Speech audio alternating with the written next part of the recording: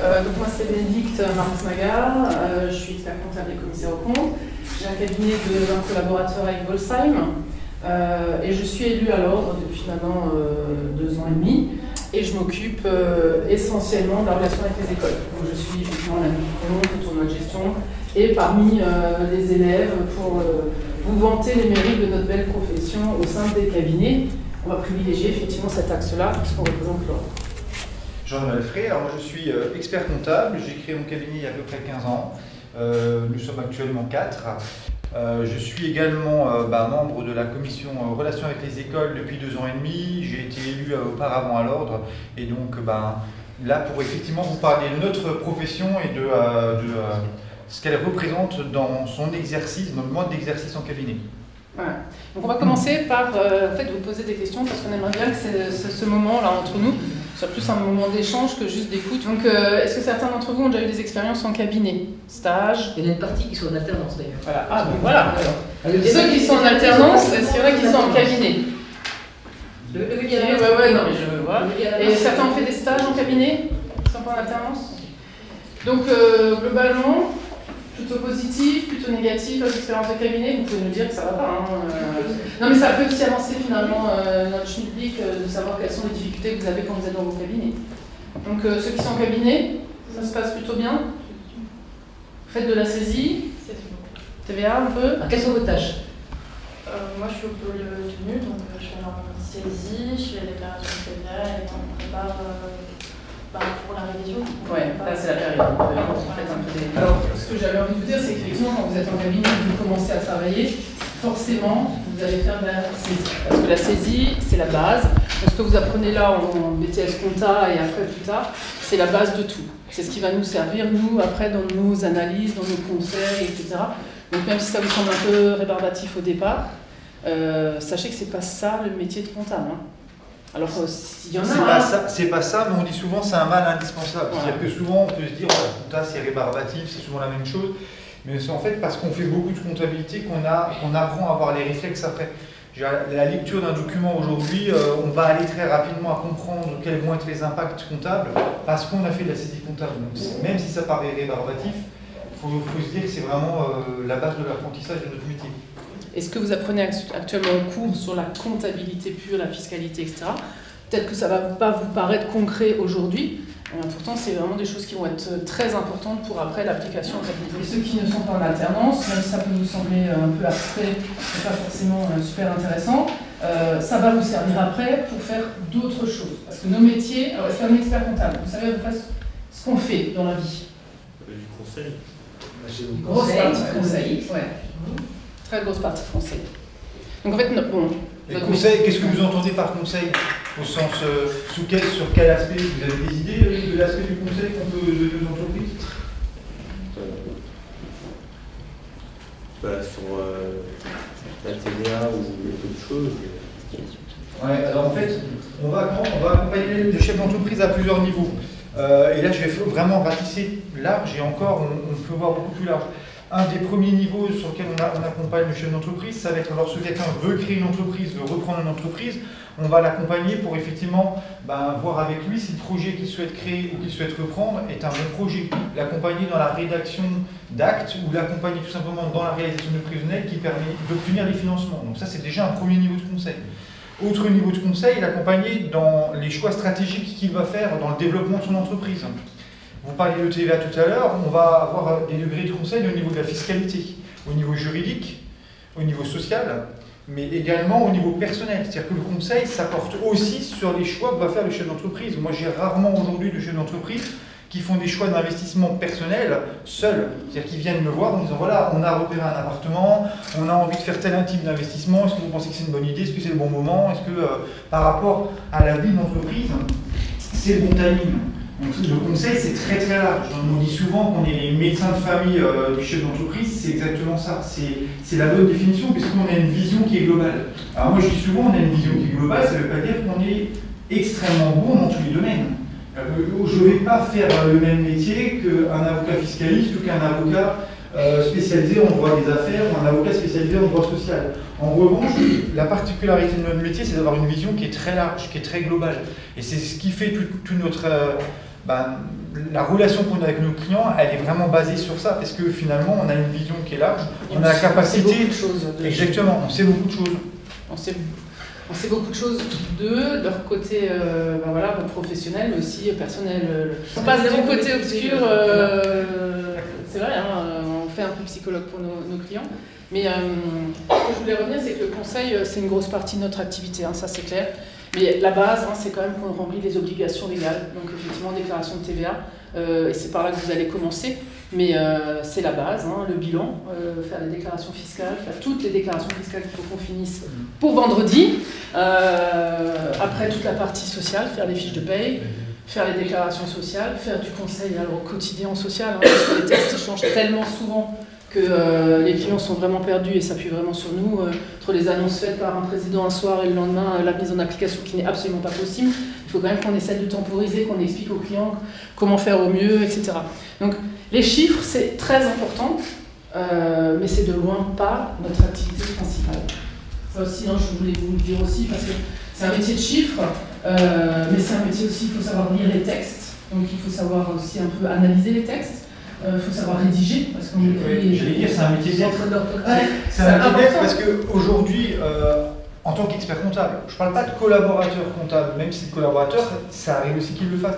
En tant qu'expert comptable, on passe énormément de temps à rédiger. Une partie de notre travail, Bénédicte le disait, c'est aussi de l'analyse des textes. Donc c'est un moment de pouvoir dire au client, attention, il y a un texte qui évolue et ça va vous impacter. Et on rédige un courrier, un mail pour l'avertir, pour aussi dégager notre responsabilité, puisque l'objectif de l'expert comptable, c'est d'informer le client. Donc, et le conseiller, voilà, conseiller, on rédige beaucoup du coup. Il faut bien se rendre compte de ça. Et alors, plus vous allez avancer dans vos études, plus vous aurez une vision plus complète en fait du conseil que vous pouvez donner. C'est ça surtout. Et plus vous avancerez, plus vous aurez des vraies opportunités d'emploi dans nos cabinets. Parce qu'on est aussi là pour vous dire que finalement les cabinets, on recrute. Voilà. On recrute, mais on recrute, alors vous appelez, on recrute idéalement le collaborateur parfait, qui a de l'expérience, qui sait travailler, etc. quoi. Et qui a travaillé bien en classe, qui a des bonnes notes. Qui a des bonnes notes et qui a un super CV et qui sait être autonome, etc. Ça, c'est le rêve. Aujourd'hui, on n'a plus du tout ce poste-là n'existe plus. Hein. Je veux dire, les cabinets, on n'attire pas, on ne comprend pas. Mais bon, voilà. Donc, votre chance à vous, c'est qu'on va être, entre guillemets, obligé de prendre des gens qui n'ont pas d'expérience et on va vous former. Donc c'est vrai que plus vous irez haut dans vos études, plus vous trouverez des postes facilement, parce que même si vous ne savez pas travailler, on va savoir que dans votre tête, il y a tout un tas de connaissances qui demandent qu'à être appliquées. Après, quand vous sortez même d'un BTS comptable, vous pouvez trouver du boulot. C'est plus compliqué parce qu'il va falloir vous former sur plus de choses que vous n'avez pas appris en classe. Mais je pense que vous qui êtes dans ces filières-là, il y a une vraie opportunité d'emploi dans les cabinets, parce qu'on a un vrai besoin, quoi. Plus vous poursuivez les études, plus vous allez apprendre des choses qui, malheureusement, souvent ne s'appliquent pas forcément au quotidien dans un cabinet. Fusion-acquisition, ce n'est pas des choses qu'on fait très régulièrement. Par contre, ça va vous permettre de développer un certain nombre de réflexes. Et c'est ça l'intérêt de poursuivre les études, c'est de développer les réflexes. La base, c'est la compta. Donc à partir du moment où on a un BTS, on sait travailler dans un cabinet, il n'y a aucun problème avec ça. Mais plus vous allez poursuivre, plus vous allez avoir une vision qui va être plus large et une ouverture d'esprit qui va vous permettre effectivement de faire des choses plus complexes. Alors, je veux aussi encore insister sur le fait que si vous avez par malheur ou bonheur, vous trouvez un emploi en cabinet et que ça ne se passe pas bien, ça peut arriver, hein, même ceux qui sont en alternance, vous n'êtes pas forcément bien dans votre cabinet. J'aimerais vraiment que vous repensiez à moi le jour où vous prenez une décision de dire je pars pas en entreprise en courant en disant fini les cabinets, j'en veux plus. Vous dites je tente ma chance ailleurs. Faut savoir qu'on est quand même 700 experts comptables en Alsace. On a chacun notre façon de fonctionner dans nos cabinets. On a chacun notre organisation. On va un peu vous parler de nos cabinets aussi tout à l'heure. Donc si ça ne vous convient pas dans un cabinet, il y a forcément un autre cabinet qui va mieux vous convenir, où il y aura une autre façon de travailler, un autre supérieur, enfin voilà. Donc tentez votre chance ailleurs, parce qu'il y a des belles carrières à faire dans les cabinets, et vous avez une chance, c'est qu'effectivement aujourd'hui on est en pénurie de main d'œuvre et que forcément on va vous former. Donc après c'est à vous hein, d'être un peu, il ne faut pas être là à attendre qu'on vous forme. Hein. Il faut être un peu force de proposition, il faut être intéressé, curieux.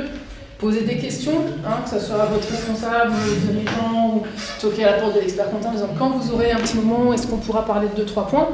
Donc soyez force de proposition aussi, n'attendez pas qu'on vous donne du boulot, qu'on vous dise ah ben, tiens je vais te montrer autre chose. Si vous avez fait tout un tas de TVA et que vos TVA se passent bien, proposer de faire un peu de révision. Parce que les collaborateurs, ils ne vont pas forcément y penser. Parce que vous formez, ça leur prend du temps aussi. Mais s'ils vous forment et qu'après vous leur faites du boulot, ils vont être contents.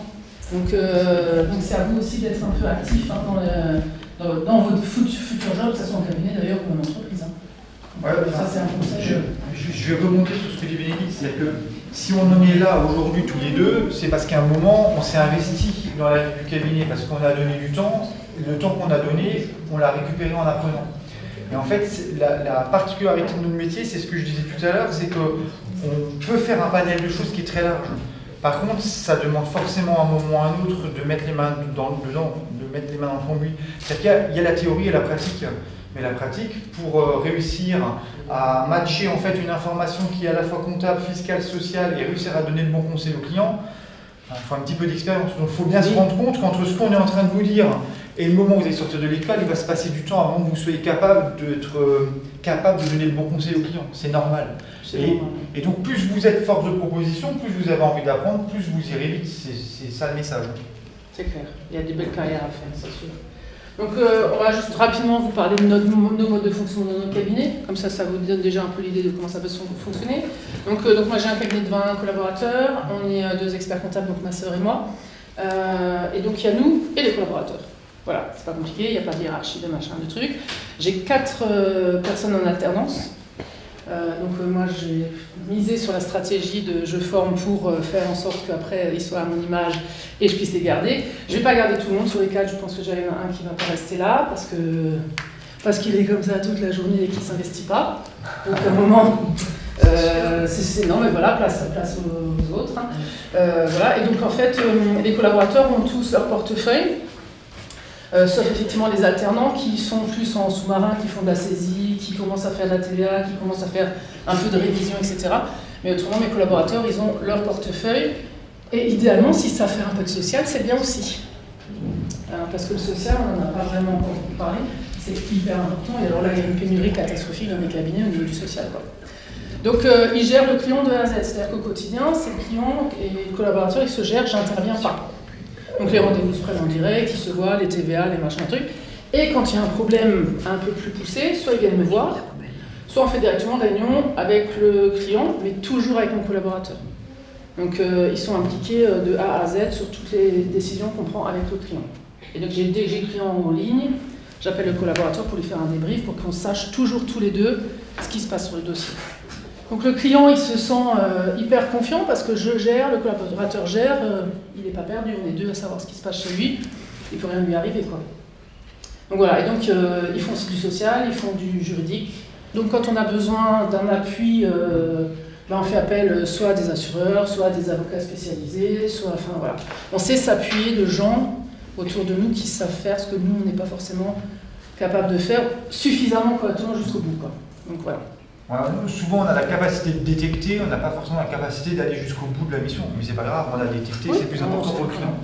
Alors moi, dans mon mode de fonctionnement, on est assez proche. Alors sur une taille beaucoup plus petite, puisque je vous ai dit qu'on est 4. Moi, j'ai 2 collaborateurs, dont une personne qui est spécialisée en paye, où chacun gère son portefeuille client, donc gère la relation avec le client, gère le juridique, gère en partie le social, mais c'est surtout une personne qui le gère pour l'ensemble des dossiers du cabinet. Et on a effectivement quelqu'un en alternance avec le même objectif, c'est effectivement de le pousser à ce qu'il puisse continuer à s'investir et à grandir au sein du cabinet. Et qui lui va faire du coup en partie la compta, en partie la révision, en partie les TVA en répartition avec les 2 collaborateurs principaux. Donc les collaborateurs principaux gèrent les dossiers de et lui intervient avec nous. Pour nous, l'objectif est clair, c'est que quand il a fini son apprentissage, ils sont en capacité de gérer en propre ses propres dossiers. Après, même constat, c'est-à-dire que si une personne ne s'investit pas, on ne va pas la garder. Nous, notre objectif, c'est que les gens ils grandissent et ils s'épanouissent. S'ils ne s'épanouissent pas dans les cabinets, au bout d'un moment, de toute façon, ils vont partir. Alors autant qu'on arrête tout de suite. L'objectif, c'est de trouver quelqu'un qui a envie de s'investir et qui a envie d'avoir cette relation client, parce que c'est ce qui est vraiment enrichissant dans notre métier. C'est ça. Et la chance qu'il y a, à mon avis, dans nos cabinets, c'est qu'il y a les collaborateurs et nous directs. Donc il n'y a pas des strates, il n'y a pas un chef, un surchef, etc. C'est un problème, ils vont nous voir directement. Et c'est quand même, avec toute la modestie que je peux avoir, c'est quand même en travaillant avec nous qu'ils apprennent le plus, quoi. Donc si vous avez cette opportunité-là dans vos cabinets, n'hésitez pas à aller toquer à la porte de l'expert comptable sur des sujets, alors pas sur des sujets bateaux, hein, mais je veux dire, même ne serait-ce que d'un jour, écoutez, j'aimerais bien savoir comment ça se passe un peu votre gestion, la gestion du temps, la facturation, tout ça, intellectuellement ça m'intéresse. Il va vous regarder avec des yeux de rond, mais à un moment il va dire ouais, tiens, si tu veux, je t'explique, on en parle 1 heure, quoi. Si vous avez un expert comptable, cool, hein, c'est essayer d'être force de proposition, quoi. Et alors, moi je suis juste rebondir sur ce que tu dis. En fait, moi j'ai une taille qui est encore plus petite, alors c'est pareil, il n'y a pas de strat, je vous ai dit, il y a des collaborateurs principaux, parce qu'évidemment, c'est des gens qui ont plus d'expérience, qui ont la maturité, la capacité de répondre aux clients.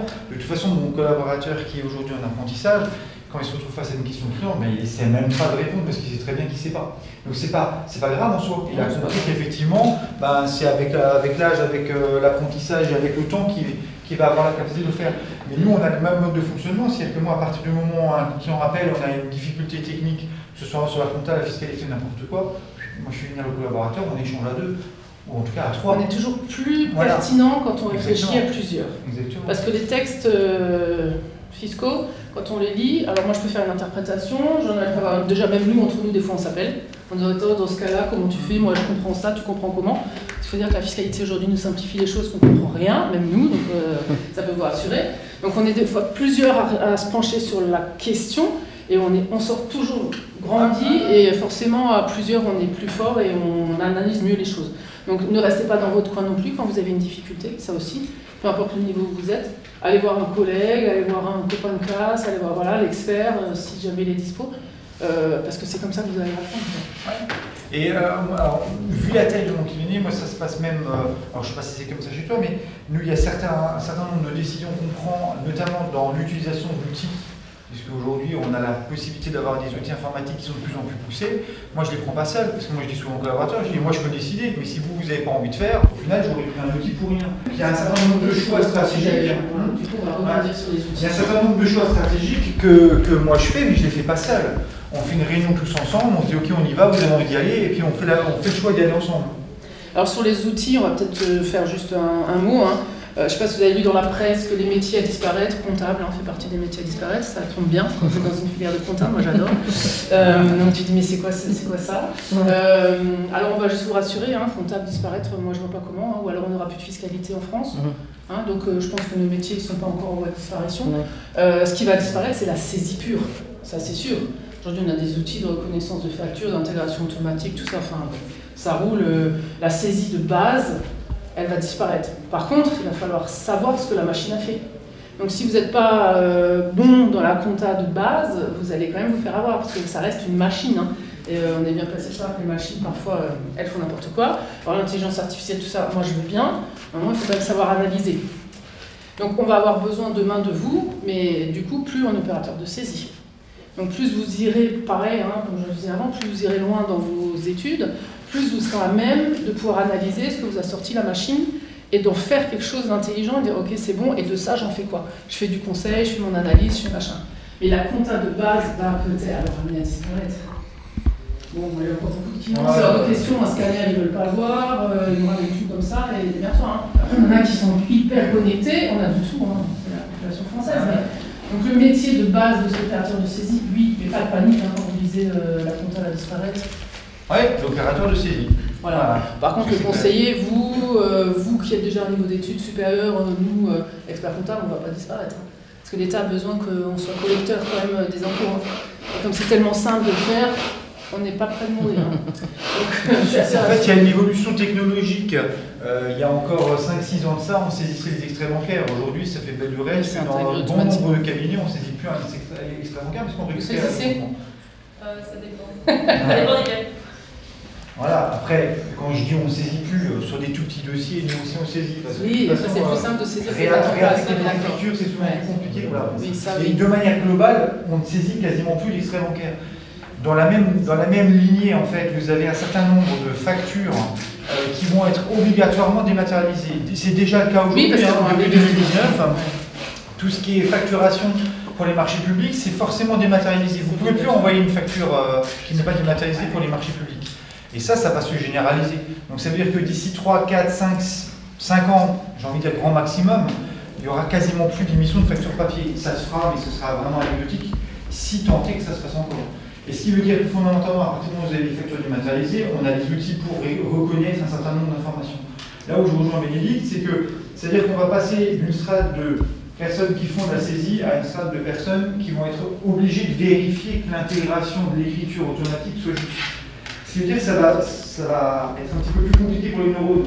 Parce qu'il faut qu'on soit clair, on est tous passés par là. Nous, on a commencé notre métier en faisant de la saisie comptable. Quand vous faites des cours ici, on va vous apprendre les contenter, les bicrédits. Ok. Est-ce que c'est hyper important. Est-ce que c'est parce qu'on nous a appris des bicrédits qu'on est capable de, quand on voit une écriture, de savoir si elle est dans le bon sens? Enfin, sans avoir fait de compta, c'est franchement très compliqué. Nous, il y a beaucoup de choses et des réflexes qu'on a aujourd'hui. Parce qu'on a fait de la saisie comptable. Il n'y a pas des logiciels. Moi, je repose ou contenter, hein, parce que je dis, attends, qu'est-ce qu'il est quoi? Attends, on va faire un contenté. Donc là, j'ai souvent mes jeunes qui me regardent, quoi, un contenté? Ouais, mais ça sert vachement. Donc c'est vrai que le logiciel, il vous affecte des choses, mais encore faut-il avoir la capacité de vérifier si c'est dans le bon sens. Et le métier de demain, ça va être ça. Alors est-ce que c'est plus compliqué? Est-ce que c'est dévalorisant? Non, puisque techniquement, moi je fais partie des gens qui pensent que l'évolution technologique, c'est une très très bonne chose pour notre métier. Pourquoi? Parce que ce qu'on reproche souvent aux experts comptables, c'est souvent de ne pas donner assez de conseils au client. Le client, quand il a besoin de conseils, il vient nous voir, il a du conseil. Par contre, souvent, il reproche à l'expert comptable de ne pas lui donner le conseil quotidien, savoir où est son entreprise, est-ce que ça va bien, est-ce qu'il est mieux ce mois-ci que le mois dernier. Et pourquoi souvent on ne le fait pas? Alors on le fait chez certains clients parce qu'ils ont les moyens de nous payer pour, donc forcément on développe une mission, mais souvent on ne le fait pas parce qu'on n'a pas le temps de le faire. Parce que matériellement, aujourd'hui, on est mangé par le temps de la saisie qui est nécessaire à faire les déclarations fiscales ou sociales. Et tout ce temps-là, on ne peut pas le dédier à faire autre chose. Donc à partir du moment où technologiquement demain on nous propose de gagner du temps sur la saisie, moi j'ai envie de vous dire c'est génial. Enfin moi je trouve ça génial. Ça veut dire qu'on va faire moins de saisie et plus de conseils, de manière très claire. Alors nous c'est déjà le cas. Pour parler de technologie, 100% de nos dossiers qui ont une TVA mensuelle chez moi, les facturations scannées, ça fait des années. Nous, un client qui vient chez moi, je lui dis voilà, c'est de scan, il ne veut pas de scan, il ne viendra pas chez moi. Non, mais c'est pour vous montrer. Non, mais on aime bien faire une dimension parce qu'on n'a pas la même taille de cabinet. On n'a pas du tout la même ancienneté, exactement. Enfin, bon, voilà, on a le même âge, mais on n'a pas de cabinets qui ont la même vie. Moi, j'ai commencé mon cabinet en disant moi, je veux dématérialiser. Ça fait 15 ans qu'on dématérialise chez moi. Oui, moi, c'est un cabinet familial qui a 72 ans, quoi. À la même typologie. C'est mon grand-père, mon père, ma soeur et moi. Donc là, je veux dire, vous avez des clients aussi qui vont avec, donc c'est plus compliqué. Donc voilà. Mais en même temps, c'est ce qui fait toute la richesse de... Moi, je crois que depuis que j'ai créé mon cabinet, il n'y a pas une semaine qui s'est passée comme une autre, il n'y a pas une journée qui se passe comme une autre. Enfin, la journée, elle passe à une vitesse folle, je ne me suis jamais ennuyé, parce qu'il y a énormément de choses à faire. Quand c'est pas le client qui a besoin de conseils pour une création, c'est le client qui a besoin de conseils parce qu'il veut se développer, c'est le client qui a besoin de conseils parce qu'il a un problème avec un salarié. C'est la gestion de ton cabinet. C'est la gestion du cabinet, c'est la facturation du cabinet, c'est voilà, c'est un tas de choses. C'est l'organisation du développement des outils. Parce qu'on est expert comptable, mais on est aussi chef d'entreprise. Et ça, c'est super. Alors, il faut aimer, hein. Il y en a qui n'aiment pas, qui ne sont pas faits pour ça, etc. Mais nous, enfin, nous, on pense ça nous fait. C'est notre bonheur, parce que c'est aussi la gestion. Alors, la gestion des équipes, c'est pas forcément le plus cool, mais bon, ça fait partie du truc. Le développement, les stratégies, les outils, le voir comment on fait, enfin voilà, c'est intellectuellement hyper intéressant. Et en plus, on a des clients qui sont quand même relativement sympas quand même, parce que quand ils viennent chez nous, ils ne sont pas là pour faire la tronche, hein. Donc, et puis ils sont contents de vous voir, et puis non mais c'est vrai, on a des relations avec des chefs d'entreprise quand même, hein, donc c'est des gens qui ont aussi un peu un bagage intellectuellement, etc. Donc, alors certains comprennent rien, alors il faut se mettre au niveau, d'autres comprennent tout, alors c'est plus sympa. Mais c'est effectivement un métier où on ne s'ennuie jamais parce qu'on fait tout le temps autre chose et c'est hyper diversifié. Et même quand vous êtes collaborateur comptable, vous n'êtes pas obligé d'être expert comptable pour avoir des choses hyper diversifiées. Ceux qui sont en alternance, alors peut-être fait de la saisie et de la saisie, mais c'est jamais les mêmes dossiers. Et puis plus vous allez évoluer, plus vous ferez autre chose que de la saisie et ça sera forcément intéressant. On fera un peu de juridique, un peu de social, un peu de conseil, après tiens, il y a un prévisionnel. L'expert comptable pense à vous dire tiens, je vais faire un prévisionnel, viens à côté, je te montre, ouais, super. Voilà, c'est tous les jours autre chose, quoi. Donc on s'ennuie vraiment pas. Donc nos parcours, tu veux commencer? Oui, je peux commencer. Alors moi j'ai fait un parcours assez classique, puisque j'ai... Classique, pardon. S'il faut commencer, j'ai fait un bac S, Je suis passé en fac, ça ne me correspondait pas, et pas du tout dans la partie économique. J'étais dans une fac géosciences, donc il n'a rien à voir. Et c'était très abstrait. Et j'avais la chance d'avoir un cousin qui était expert comptable, et quand il me parlait de son métier, ça me paraissait intéressant. Par contre, c'était très abstrait. C'est-à-dire qu'un expert comptable, même quand il parle de son métier, quand on parle de conseil de chef d'entreprise, on ne voit pas trop ce que ça veut dire. Et j'ai eu la chance de rencontrer en fait l'ancien directeur de Centre Europe, qui m'a parlé de la compta. Centre Europe, voilà. Monsieur Figel, que vous connaissez tous. Voilà, qui m'a parlé de la compta et ça m'a donné envie de jouer. Voilà. Moi, la compta, ça m'a beaucoup plu parce que la compta, moi j'ai tout fait en continu en 3 ans et demi. Donc filière classique, je ne l'ai pas fait en alternance parce que je pense que c'est vraiment, ça dépend comment on a la tête. Moi, je préférais dire les études et après le travail. Je pense que j'aurais vraiment eu du mal à faire les deux, même si je pense aujourd'hui que c'est une vraie richesse. C'est-à-dire que quand on fait un BTS ou quand on fait un DCG, qu'on le fait en alternance, eh ben, on voit ce qui concrètement se passe par rapport à ce qu'on apprend. La difficulté, c'est qu'il faut être capable de switcher à un moment, parce qu'à l'école, on vous apprend des choses, et que vous les utilisez ou vous les utilisiez pas dans votre travail au quotidien, il faut quand même les apprendre parce que le diplôme va porter là-dessus. Alors moi j'ai un parcours plus long, on va dire. Donc moi j'ai fait un bac éco, j'ai fait un BTS compta, et en BTS compta ça a été la cata, première année de compta. J'avais 6 de moyenne en compta, donc je pleurais tous les soirs, c'est pas vous rassurer. Débit, crédit, je comprenais rien. Le plan comptable, mais à quoi ça sert? C'était un... Voilà. Et donc je suis passée en deuxième année parce que dans les autres matières j'étais quand même pas mauvaise, voilà, bac général, etc. Et en deuxième année j'ai découvert la fiscalité, le droit, le contrôle de gestion. Je me suis dit, ah ouais, ça me plaît, le débit crédit, alors franchement. Donc par contre deuxième année, tous les week-ends je me retapais les cours de première année parce que j'avais quelques lacunes en compta. Et donc j'ai eu mon BTS compta, même bien, voilà, 12 ou 13, enfin bref. Ok, je me suis dit, bon allez, on va continuer. Donc j'ai fait une première année en continu. Ouais. Et là, gros doute, quoi, me dire j'apprends des trucs, je sais pas trop, voilà. Et je suis partie en alternance. Parce que moi, j'avais vraiment besoin de voir sur le terrain à quoi ça me servait tout ça. Parce que c'était bien beau, le courage de crâne, mais voilà. Et alors, je suis arrivée en cabinet, et là, ça a été la révélation. J'ai su que c'est ça que je voulais faire.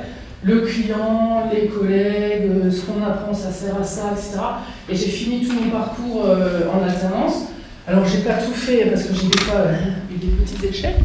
Donc j'ai repassé en 3e année ou une 2e année, enfin bon bref, mais j'ai fini par être expert comptable quand même.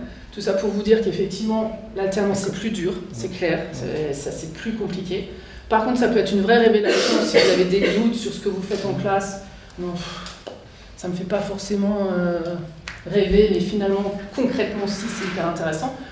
Et en même temps, ça veut dire que même si vous démarrez avec des difficultés en BTS, tout est possible, quoi. À un moment, il faut s'accrocher et on arrive à tout quand on veut. C'est ça. Voilà. Il y a du boulot, le diplôme, il ne vous est pas jeté à la tête.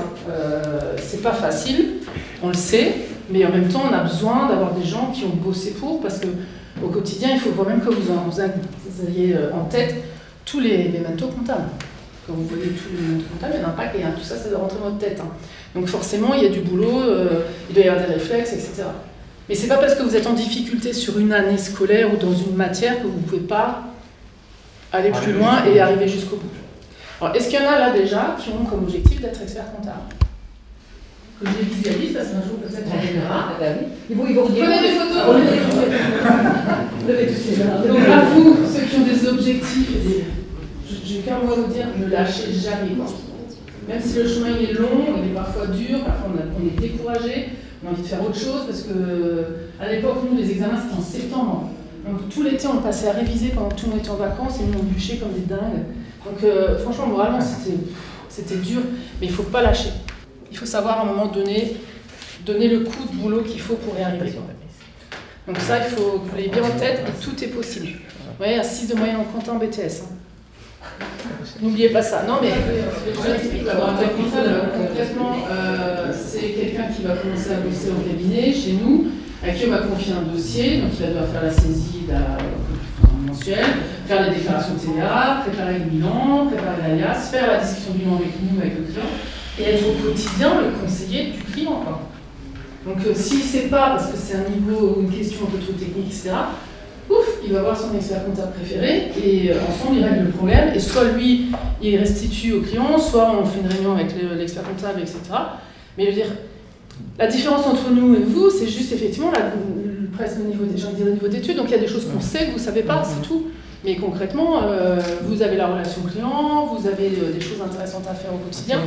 Et si vous avez effectivement un expert comptable sympa, il vous implique dans plein de choses autres et intéressantes. Quoi.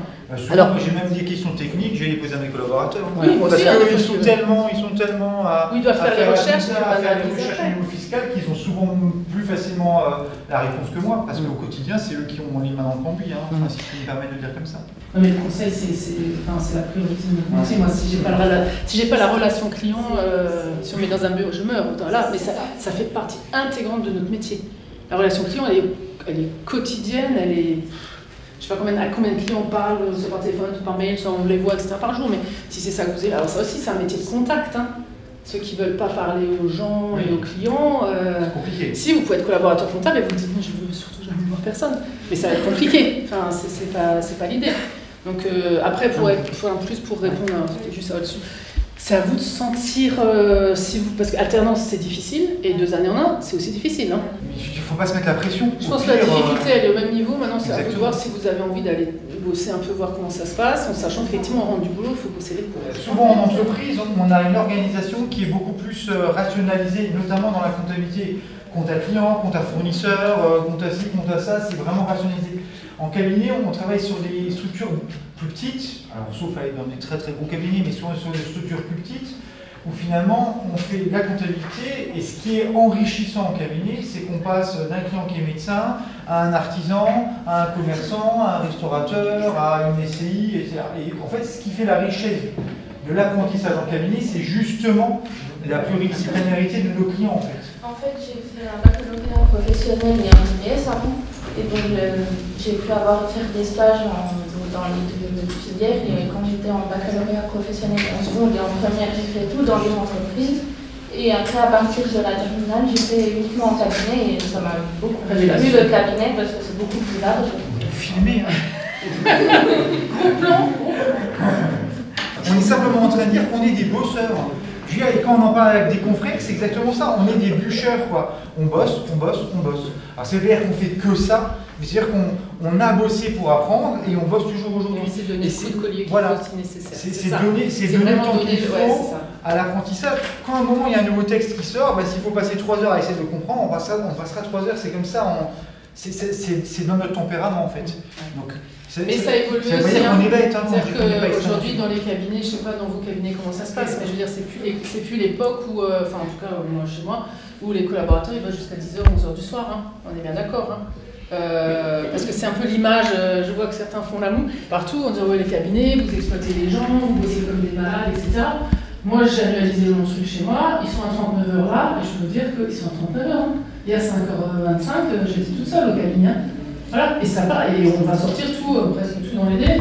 Voilà, mais je veux dire, c'est une organisation. Alors, il y a encore des cabinets où il y a des pics horaires incroyables, etc. Si ça vous convient, parce que c'est là que vous apprenez beaucoup de choses, allez-y. Il n'y a pas, enfin voilà, il ne faut pas rechigner à faire 2 heures sup, hein. À un moment, il faut aussi y aller. Mais c'est plus la généralité des cabinets, quoi. Aujourd'hui, on s'organise pour que, voilà, on sait que vous avez d'autres besoins aussi que juste bosser. Et nous aussi, d'ailleurs, hein, parce que, voilà, nous, on a aussi une vie à côté. Hein. On fait parfois des interventions. Une fois une intervention, on m'a demandé si j'avais arrivé à partir en vacances. Là, j'ai eu des doutes quand même sur mon maquillage, quoi. Parce que, bon, parce que je suis, voilà, ça, vous voyez, sur plein de périodes du bilan, ça va. Nous, on bosse beaucoup parce que c'est nos cabinets, on s'investit autrement et qu'on doit gérer nos cabinets, on doit gérer les clients, on doit gérer les collaborateurs. En période de bilan, forcément, on bosse beaucoup. On va pas vous dire qu'on fait 35 heures en ce moment, ça serait vous mentir. Mais l'organisation des cabinets dépend de chacun. Et en l'occurrence, chez moi, ils sont à 39 heures en ce moment. Et voilà, alors de temps en temps, il y a 1 heure de plus par-ci, par-là. Mais c'est franchement, ça va pour le salaire. Par contre, effectivement, quand on fait un période du bilan, je peux me prendre une prime parce que j'ai bien bossé, qu'on a bien facturé et que tout va bien, je suis contente, évidemment. Mais c'est pas ça qui me fait me lever tous les matins. C'est pas possible, hein. Ça ne peut pas être que ça.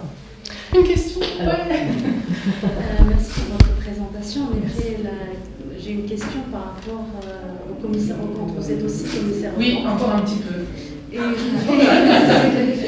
Par rapport au commissaire aux comptes. Et je voudrais savoir comment ça se passe pour vous, ces missions de commissaire aux comptes. Et je vais rebondir sur la même question de M. Podel. Comment vous arrivez à partager votre temps entre expert comptable et commissaire aux comptes? Alors, comment ça se passe, nos missions? Vous savez à peu près comment ça compte. C'est deux métiers qui sont complètement différents, alors à la fois qui peuvent être complémentaires. De plus en plus, les textes font qu'ils veulent un cabinet d'expertise comptable. Moi, j'ai deux cabinets, un cabinet d'expertise comptable, un cabinet de commissariat, mais c'est quand même toujours moi. Hein. Donc, de plus en plus, ils veulent qu'on sépare les deux métiers. Bon, on arrive parce que j'arrive suffisamment de mandats, donc à investir pour le fait que je sois encore commissaire aux comptes. Dans le temps, ça se passait bien parce qu'on faisait des bilans et une fois qu'on avait fini le bilan, on allait commencer notre campagne de commissariat aux comptes. Aujourd'hui, les grosses entreprises, elles veulent que le commissaire aux comptes, il valide les comptes dès que l'expert comptable a fini, genre janvier-février. Donc on fait tout en même temps. Et c'est là que c'est un peu... Alors c'est bien parce qu'on va faire des bilans, le jour d'après on fait du commissariat, donc intellectuellement on met un autre chapeau, un autre truc et machin. C'est intéressant aussi, c'est plus compliqué que dans le temps où c'était très hiérarchisé dans l'année. Maintenant c'est tout mélangé, donc on peut avoir en janvier encore des bilans à sortir tout de suite parce que c'est les 31-12 où les gens veulent tout de suite, et puis en fait encore des mandats de commissariat du 39, il faut qu'on finisse parce qu'on était un peu à la route, etc. Après en commissariat, comment est-ce qu'on répartit notre temps? Quand il y a besoin, on fait. Hein. Enfin, si on pouvait vraiment planifier sur l'année notre temps. Moi, indirectement, je vais en parler parce que je ne fais pas de commissariat aux comptes. Moi, ça a été une vraie volonté. Quand j'ai fait mon stage d'expertise comptable, j'ai fait plus de commissariat aux comptes que d'expertise. C'est quelque chose qui m'a intéressé, mais qui ne me plaisait pas en me lançant personnellement. Moi, j'avais vraiment envie d'apporter du conseil. Alors, je ne suis pas en train de dire qu'un commissaire aux comptes n'apporte pas de conseil. C'est pas la même. C'est pas la même relation client. C'est pas du tout la même relation client. Ouais. Donc moi, j'ai décidé quand je me suis lancé de ne pas faire de commissariat aux comptes en me disant je me laisse le temps de voir si à un moment j'ai envie ou pas, sachant que j'ai toujours dit, si j'ai des collaborateurs qui ont envie de faire du commissariat aux comptes, ben pourquoi pas on ira, mais j'ai pas envie de le faire seul. Donc ça veut dire qu'il faut qu'on soit une équipe. À ce jour, a priori, personne n'a vraiment montré d'intérêt, sinon on en ferait. Voilà, il y a la PAC qui est passée là début avril, qui remonte les seuils des commissariats aux comptes, et ce qui veut dire que des cabinets comme moi, qui quand même j'ai beaucoup de mandats, etc., je vais perdre à peu près 80% de mon chiffre d'affaires de commissariat aux comptes. Hein. Donc les vraies questions qui vont se poser, c'est est-ce que je vais continuer avec mes 20%, est-ce que je vais vendre, est-ce qu'on va se regrouper, enfin voilà. Donc dans la partie commissariat aux comptes, il va y avoir des vrais mouvements. Et ça va être les petits cabinets qui avaient quelques mandats, c'est foutu. Hein. Donc dans les stratégies de commissariat aux comptes, ceux qui veulent aller vers le commissariat aux comptes, sachez qu'il y a des vraies mutations là, de métier, et même dans les interventions qu'on va faire, ça ne sera plus la même chose. Donc là, on est en train de se poser plein de questions sur comment on va muter, comment on va essayer de survivre à tout ça. Bon, on coupe la branche sur laquelle on était assis depuis des années, bon bah c'est comme ça, on ne sert absolument a priori à rien, donc voilà, dans les petites TPE, sauf que les seuils ils sont très élevés. Et donc on verra comment les banquiers vont réagir quand les comptes sont plus attestés par les commissaires aux comptes, etc. Bref, donc sachez juste qu'en commissariat, ça bouge beaucoup. Donc ceux qui veulent aller en commissariat, c'est pas fermé, c'est pas un métier à disparaître, mais il va être différent. Ça, je ne vais juste pas vous dire c'est super commissariat, et puis après on dit mais... On apprend des choses complètement différentes sous un autre angle en expertise. Mais la relation cliente, elle est différente. Juste revenir à cette notion de pourquoi moi j'ai fait le choix de ne pas en faire, parce que à l'époque, c'est vrai que maintenant, moi je le vois avec les confrères qui font du commissariat aux comptes, c'est beaucoup plus étalé dans le temps.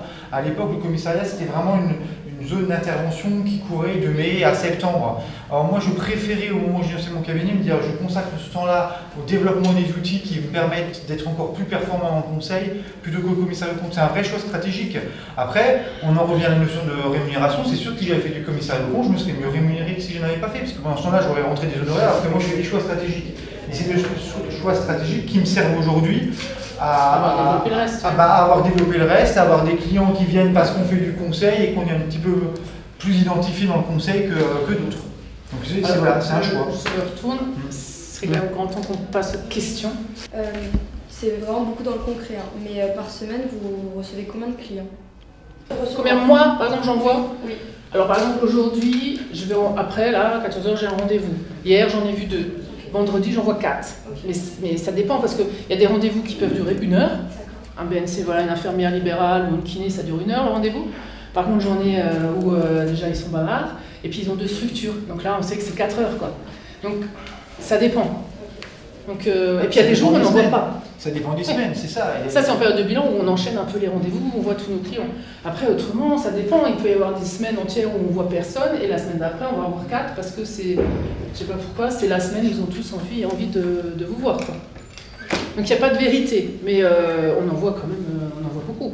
Vous savez, les clients ne changent pas facilement d'expert comptable. Ils mettent du temps, même quand ils ne sont pas contents de l'expert comptable, ils changent. Est-ce que vous êtes motivé pour aller au cabinet? Parce que c'est quand même l'objectif du jour. Oui. Le petit oui, mais bon, ça débute quand même. Alors moi je voudrais juste finir vraiment par 2 points. Premier point, n'oubliez pas qu'il y a autant de cabinets que d'experts comptables. Donc si ça ne vous convient pas, partez pas en entreprise, allez voir un autre cabinet, il y aura forcément quelque chose qui vous plaît à un moment ou à un autre ailleurs. Et si vous avez une envie d'aller vraiment plus loin et de pouvoir aller jusqu'à l'expertise, lâchez pas l'affaire, tout est possible, même si c'est dur, mais lâchez pas, vraiment lâchez pas. Accrochez-vous, parfois c'est dur, mais on aime globalement ce qu'on fait. Moi je vais jamais au travail la boule au ventre. Hein. Ça c'est important quoi. Et après si vous vous arrêtez avant et que vous êtes collaborateur, trouvez un cabinet où vous êtes bien. Et ça il y en a forcément quoi. Parce que c'est important, on passe beaucoup d'heures au boulot, il faut être bien dans son boulot. Donc n'hésitez pas à changer, à voir, et voilà. Après l'ordre hein, est aussi là, si jamais vous avez des difficultés avec un de vos employeurs, si vous avez des interrogations, des doutes, de dire tiens, est-ce que je suis l'alternance, qu'est-ce que machin, voilà, bref, vous pouvez toujours passer par l'ordre qui peut toujours vous donner nos coordonnées pour qu'après on vous rappelle, on passe un coup de fil ou voilà, si jamais vous avez besoin. Ok. Des questions? En tout cas, vous avez été très sage. Hein, ouais. Pas trop même, hein, mais bon. Alors, encore des questions? Je terminerai moi avec une dernière question. Bon, vous faites peut-être un cycle de 3 ans ou de 5 ans, et je pense notamment aux matières de droit fiscal, droit social, droit des affaires. Quel travail vous faites au quotidien pour mener des veilles sur les évolutions des lois? Alors, on reçoit beaucoup de docs, hein, comme une fiduciaire qui vous envoie tous les jours 5-6 mails, trop, hein, c'est du harcèlement. Après, oui, on a effectivement beaucoup d'outils, que ce soit revue fiduciaire, Francis Lefebvre, enfin plein de choses qui nous mettent, et puis on est à l'écoute, quoi. Enfin, oui, puis après, c'est dans le cadre de mission. C'est-à-dire qu'à un moment, on va avoir une demande spécifique. Selon la mission. Il faut qu'on sache que ça existe, ce que j'explique à mes collaborateurs quand on fait les formations de loi de finances. Je ne leur demande pas de tout savoir, mais je veux juste qu'ils sachent qu'il y a une problématique sur ce point-là qui a été traitée et que quand le problème va arriver, il y avait un truc, il faut que j'aille voir. Après, les outils sont là, hein, on va chercher dans les textes, il n'y a pas de souci. Mais juste avoir le réflexe, parce que si effectivement, je sais pas, on traite un problème et qu'il n'y a aucun réflexe qui arrive, bon, moi je vais l'avoir le réflexe, mais je peux aussi être défaillante. Et donc on peut passer à côté d'un truc, et puis bah, après c'est le fisc hein, qui va nous dire que là on a oublié un petit point. Voilà. Il y a plein de sujets sur lesquels moi, je dis souvent aux collaborateurs hein, de la même manière, je dis voilà, les seuls on s'en fout parce que de toute façon ils changent tout le temps, donc on est incapable de les retenir. Par contre ce qu'il faut c'est effectivement la capacité de dire attention il y a une particularité qu'on a. Il y a un truc. Moi je dis là il y a un truc. Il faudrait juste chercher parce que là je sais qu'il y a un truc, je sais plus quoi mais il y a un truc. Donc après voilà, j'en recherche. Hein, non mais oui, il y a tellement de lois qui changent tout le temps qu'on a beaucoup de... Enfin oui, heureusement on a la doc. On a beaucoup de doc. On peut vraiment être collaborateur comptable dans un cabinet avec juste un BTS? Dans l'évolution des choses aujourd'hui, de ce qu'on disait tout à l'heure sur l'évolution de la technique, un BTS ça risque d'être après, si difficile. Vous êtes hyper motivé pour apprendre dans le cabinet, ouais. C'est possible. Tu sais, moi j'avais un collaborateur, c'était passé en droit, il avait même pas le bac. Hein. Ouais, c'est ça. Et le mec, dès qu'il y avait une question, pouf, il allait chercher dans le Lefebvre, il savait, enfin, c'était incroyable quoi. Donc ça veut rien. Alors ça veut rien dire, mais en même temps, plus vous en aurez, mieux ce sera. Bien sûr. J'allais dire, dans le cabinet dans lequel moi j'ai fait mes études et dans mon cabinet actuellement, moi j'ai des personnes qui ont même pas un niveau des ESCF. C'est pas pour autant qu'ils ne sont pas capables de répondre aux clients à bon nombre de sujets. C'est une question d'envie, c'est une question d'intérêt. Voilà, c'est pas qu'une question d'études. Les études c'est important parce que plus vous en faites, plus vous avez cette capacité d'avoir une ouverture d'esprit. Après, le reste, c'est que de l'intérêt dans votre boulot quotidien. Et puis voilà, avoir le réflexe de dire, je vais aller regarder dans la documentation. C'est comme ça qu'on s'enrichit, hein, c'est comme ça que nous on le fait, c'est comme ça que nos collaborateurs le font. Ils ne sont pas plus bêtes que nous. Hein. Merci de votre attention.